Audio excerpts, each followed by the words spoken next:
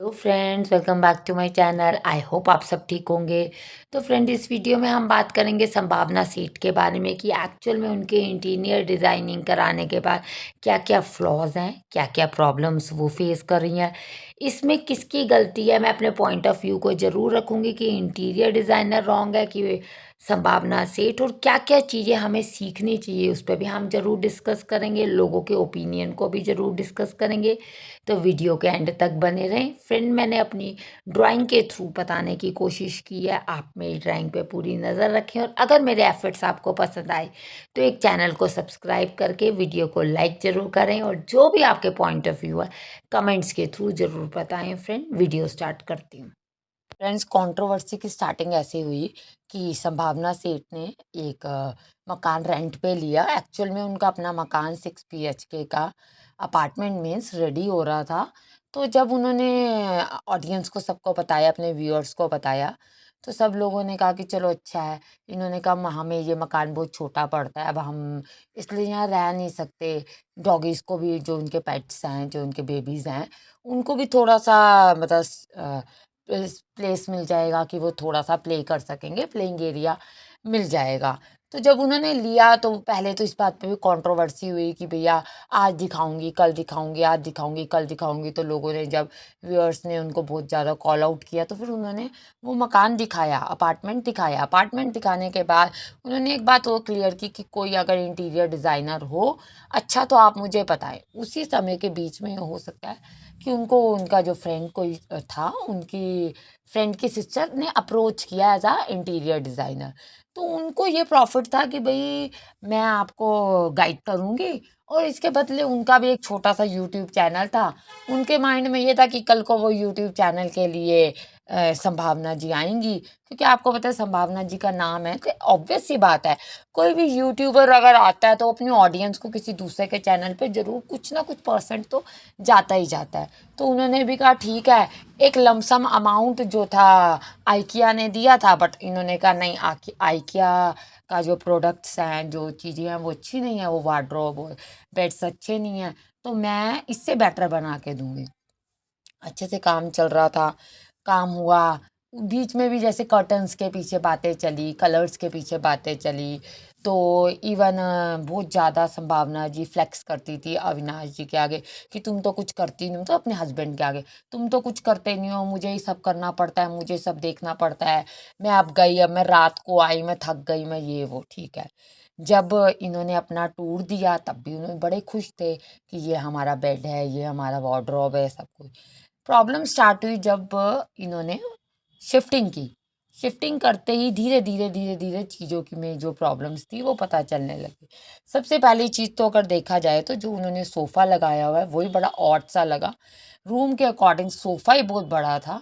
और आपको पता है कि अगर जो इनके पहले वाला है वो wall to wall sofa, even छोटा ड्राइंग रूम होने के बावजूद भी वो सोफ़ा अच्छा लगता है, और ये एक मतलब ऑड सा लग रहा था। पर ये था कि ये संभावना जी की अपनी चॉइस थी, तो वो फालतू कुछ बोल नहीं रही इस पे, क्योंकि उनकी चॉइस थी, उन्हीं को ऐसा सोफ़ा इस यही कलर का चाहिए था।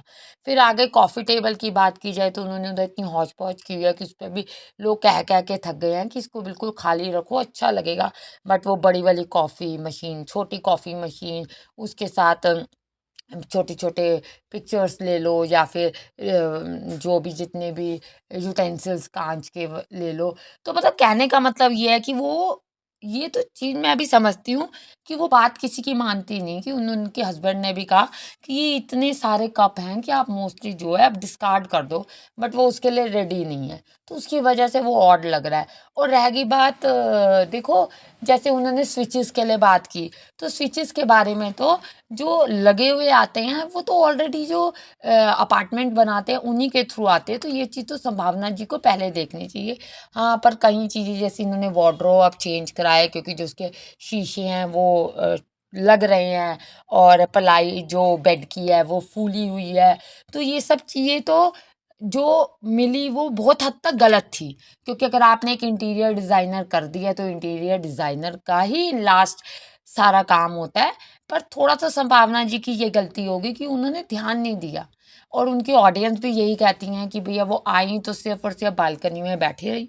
एक दिन इवन अविनाश भी आए जिन्होंने फ्रंट गेट के लिए बात भी की कि एक छोटा सा विंडो मिल जानी चाहिए जिससे कि कोई आ जा रहा है पता चले, डायरेक्ट पूरा डोर ना ओपन हो।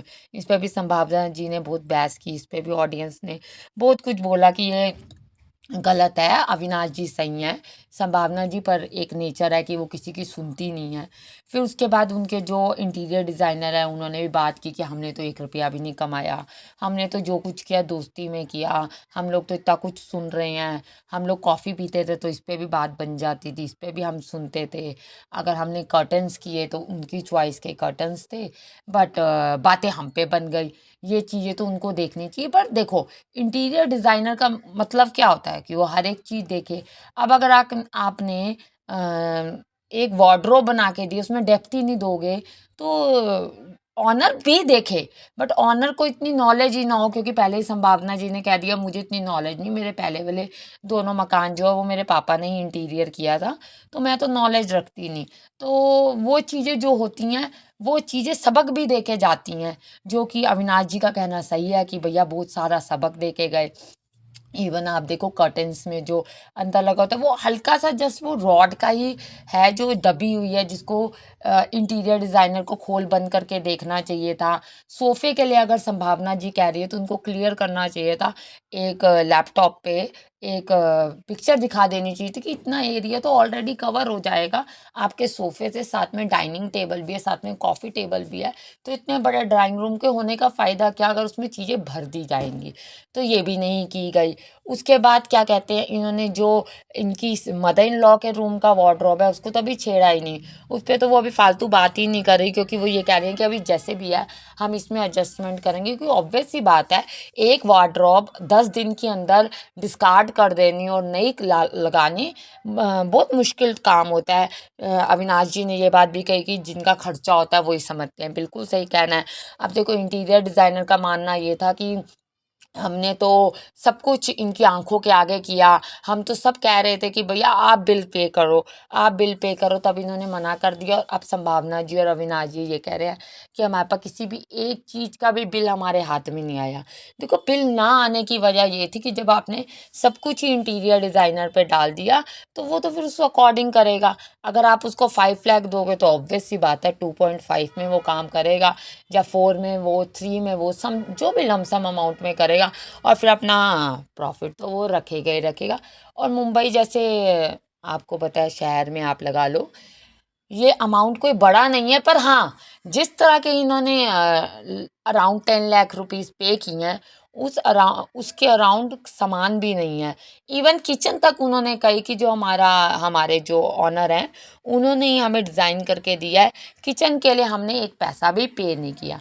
तो आप सोचो कि इससे अब बेड्स, वार्डरोब, कॉफ़ी टेबल और जो सोफ़ा एंड डाइनिंग टेबल है, इसी के लिए संभावना जी ने ये सब चीज़ें पे की।